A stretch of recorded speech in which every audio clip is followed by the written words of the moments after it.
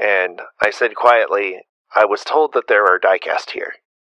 And all of a sudden the mood changes, and Matt brightens up and he goes, oh, you want diecast. Right this way.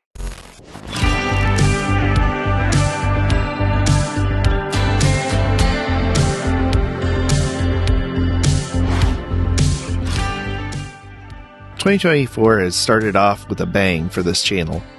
Not only are we adding a lot more content, we're working really hard with Driven Dreams to raise more cars for kids in need, 24,000 cars to be specific. But we're also reaching out in our own ways and trying new things. I have a new job where I work for a marketing agency, and part of that job involves going to the occasional convention or trade show. And early in this year, I had the opportunity to drive a few hours down the road to the bustling metropolis that is Orlando, Florida, for a major conference in my industry. Now, what a lot of people don't know about Orlando, Florida, is that what most people think of as Orlando, Florida really isn't Orlando, Florida. It's Lake Buena Vista, Kissimmee, some of the surrounding suburbs where all of the major theme parks and tourist attractions lie. Specifically, I was at Lake Buena Vista, which is just outside of a little mom-and-pop organization called Walt Disney World. I figured with that many people around, there'd probably be a good few places to shop for diecast. So, before I left, I got on the Central Florida Diecast group and asked if there were any local haunts I should check out in the area. A nice gentleman by the name of Vishal Mathur responded, put a pin in that for later, that I should check out Speed Zone Performance, and left an address for Kissimmee, which is about 20 minutes from where I was staying. As I frequently trust strangers on the internet when they tell me where to go, I made note of it. After checking into my room, made plans to swing by there later in the trip. After the first day, I decided to go visit the mouse and see what he had to offer in terms of diecasts on site. Disney Springs is a major shopping location in the park that is, I think, the last area you can actually still park and enter for free, mostly because the only thing that you can do there is walk around and spend money. So I walked around, paid a visit to the amphicars. Yes, they are real. Yes, they do work. And yes, you can ride in them, but it's very expensive. And set about all of the shops that could potentially have diecasts, and shockingly, could hardly find any. All I found were these buses, some semis, and a bunch of stuff from the Cars franchise, but nothing that you couldn't normally get at a Target or Walmart. So, somehow I managed to go to Disney World and spend several hours and not spend a penny, and get back to my hotel room and plan for my next trip. During one of the slower days, I took my lunch break and hopped in the Valiant and drove down the road to Kissimmee and found myself at Speed Zone Performance and walked in wearing my full convention gear. I think I remembered to at least take off my lanyard. Yeah, definitely did not look like I belonged in a speed shop wearing my sport jacket and business casual attire. So I got some understandable looks of incredulity when I walked through the door. A gentleman named Matt asked if he could help me, and I said quietly, I was told that there are diecast here. And all of a sudden the mood changes, and Matt brightens up and he goes, oh, you want diecast. Right this way. So he takes me into a back room. Again, another thing that you should absolutely do when strangers invite you to go somewhere. And this time, instead of free candy, there was an amazing treasure trove of diecasts. I mean, look at these things. Look at it, sir. Inno 64, Kaido House, Mini GT, Tarmac Works, Premium Hot Wheels, RLC Club, you name it. Just an incredible assortment of diecasts. And then he took me into an even smaller room where I saw newer stuff that wasn't even on the shelf yet. Incredible, gorgeous pieces that you can normally only see on the internet. And I was like, what's going on here? This place is unbelievable. And he said, well, the owner of this shop, Vishal Mathur, remember him, is a huge diecast fan. And on top of speed parts, he loves buying these things in bulk, and he has them back here, and this is just kind of a little side part of the business. And I was like, this is incredible. I'd love to meet him. And unfortunately, Vishal was in India, and I really hope I'm saying his name right.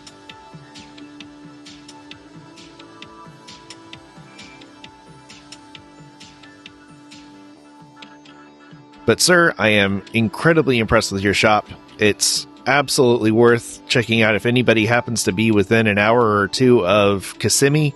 You know, I'm not going to put the address because you're just going to Google it anyway, but check out Speed Zone Performance in Kissimmee. It is absolutely worth your time. An incredible selection and very reasonable prices. Everything was right on the money for what I would expect to pay for the stuff that he had available. It was such an incredible collection. I think I sent 50 group texts to Mark, David, and Derek about what I found and was asking them questions, and Matt was incredibly helpful. It was super nice. It was, really fun to geek out with him about Diecast, and I absolutely will be back. But speaking of back, let's go back to the home studio and I'll show you what I found. All right, well, I am back from Orlando and very excited to unbox most of these. I'm not unboxing the Lamley. That one will come into play later. And Mr. David Johns asked me to pick this one up. But more on that in a future video, hopefully. But yeah, I wanted to take a look at what I actually got from Speed Zone Performance here and share that with you. Now, the prices were, like I said, not a steal, but they were fair. And I've really been digging this Pop Race Porsche 964 for a while. And it was so cool that they had it in stock. And so, oh man, look at that. Oh, I didn't realize the suitcase was separate. It's not built into it, so that's really fun. Oh, and focus. There we go. Look at that. Look at it, sir. I am just blown away by these Pop Race Porsches. They are outstanding. Lensed front headlamps. It's painted rear tail lamps, but they are separate and they are chrome. And this suitcase is super groovy. It even has little painted painted latches and handles. And it's got that iconic Porsche plaid. Don't really see that on the interior very much. Is it in there? Don't really see it on the seats, but it's still super duper cool. Great looking casting. Absolutely brilliant. So, alright, now we'll move on to the Mini GT. Always be careful with your knives, kids. And if you're a kid, you shouldn't be watching, I guess, is what I should be saying. RUF CTR 1987 in Blossom Yellow. So this is the Mini GT. Also, lensed headlamps. I'm gonna do a little comparison here. I know they're not the same model exactly, but both seem pretty on par scale-wise with being 164. And the whale tail on this one is excellent. And those are, in fact, lensed back there. Those are real lenses all the way across. And the headlamps are lensed as well, so it gets the David Johns seal of approval. So I don't have too many Mini GTs in my collection that aren't Kaido House, so it was nice to add one of these to my collection. And I had been texting Derek a lot while I was in this shop, so I was texting Derek, Mark, and David, and so I had Porsches on the brain, I guess. This one is really funky. For something called Master, it was $25. Again, not steals, but it was good to support an enthusiast and somebody who doesn't have to be dealing in really nice high-end 164 diecasts. And and I had been excited about getting this one because check this out. Look at this little baggie. Got jerry cans, we got a cooler, Got some kind of like a Pelican case in here. Let's open those up. Plastic bags are... The Ziplocs never work for me. Just tear them. Alright. So, look at that. Very nice. You got full handles. So there's... You can see daylight through them. Very authentic looking. Got some bigger ones for water and a smaller one for gasoline. So there's the gasoline one. You can see it's a little smaller than the water can, which would be about right on an overland vehicle like this or a safari vehicle. You got a Pelican case where you keep your camera gear, and that would be your cooler. So very, very fun stuff.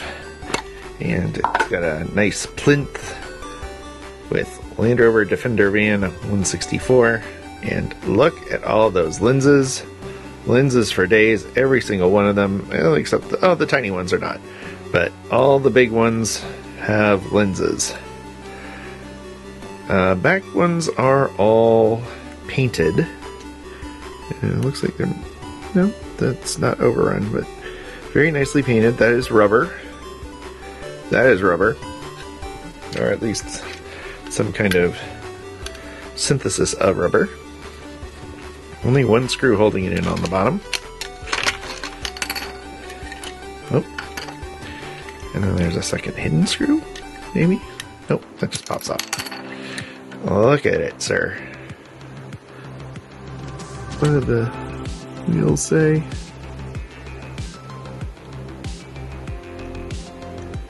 Something Designs.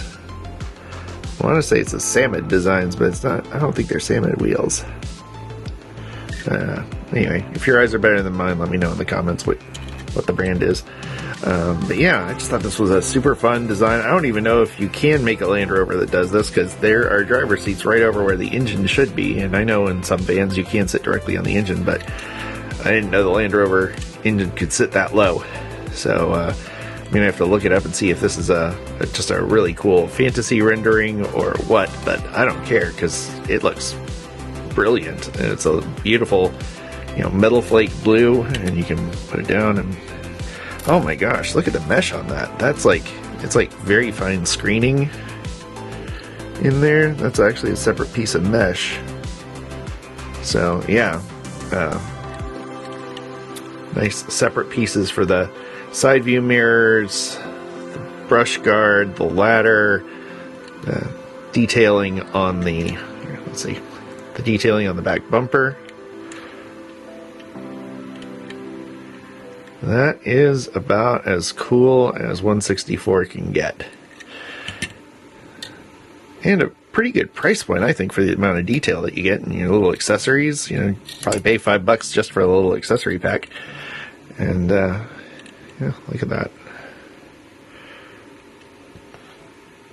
I mean, they do kind of rattle around in there, but if you just had it on the shelf, it would just look absolutely brilliant. I love that there's 2 spare tires to it.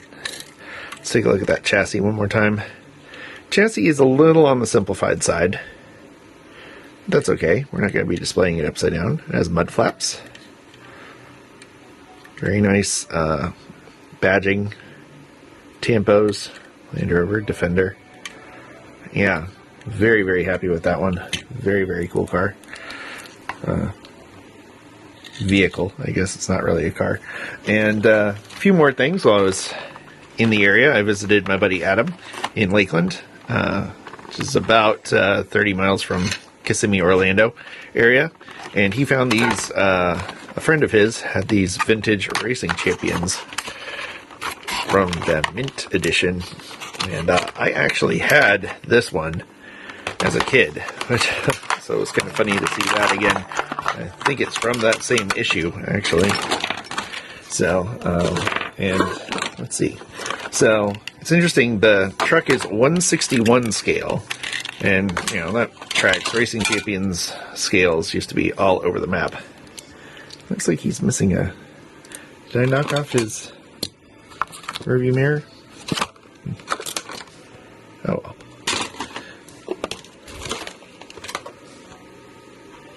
I think he had a side view mirror. I'll go back and check the footage to see if it flew off. Opening hood. The engine looks like it's molded into the metal. No, maybe it's separate, but it is painted green. Tailgate opens and closes, which is cool. Opens a little too far, it goes all the way down. And this is the 56 Ford Thunderbird, which is in 1/56 scale. Again, why? I don't know. Because it looks good on the plinth at that scale, but nice chrome outer rearview mirrors, although they put these weird bumper type things on there, I guess to make it easier to assemble. You know, the Continental kit, that's separate, that's on the bumper. Decent chassis detailing. Again, these didn't have lenses, they were painted, so it doesn't even have back taillights. That's interesting. Back taillights there. Hood opens. Decent looking little V8 under there. So, very fun. I appreciate that Adam and his buddy were thinking of me. And, wow. Got the old school theft deterrent sticker on the back of it too. That's fun. And finally, Diecast 164 finally came through with these. They had these at Speedway, but and I was going, oh man, I wonder if the pre-order from Diecast 164 is going to come in anytime soon. And then I got home, and sure enough it did. And as many of you know, I love a good red, orange, and yellow paint scheme. And I've been eagerly looking forward to the Silverado. As I do like a good boxy truck from the 70s and 80s. And June and Mai had done the Silverado design. I believe he did the Silverado design for Hot Wheels, and that was why they did this one. And I have been so excited to get this one. Oh man, does it look cool. Of course, you got the really cool burnished flip-flop chassis. It's got the dropped axles, so it's its slammed opening tailgate. Exposed axle area.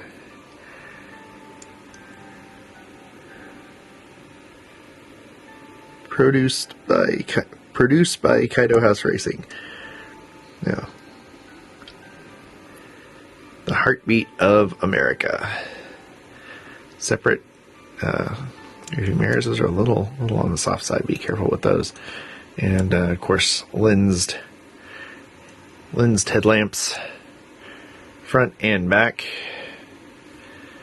Very nice tampo work, as we've come to expect from Mini GT and Kaido House. Let's see, can we pop the hood? There we go.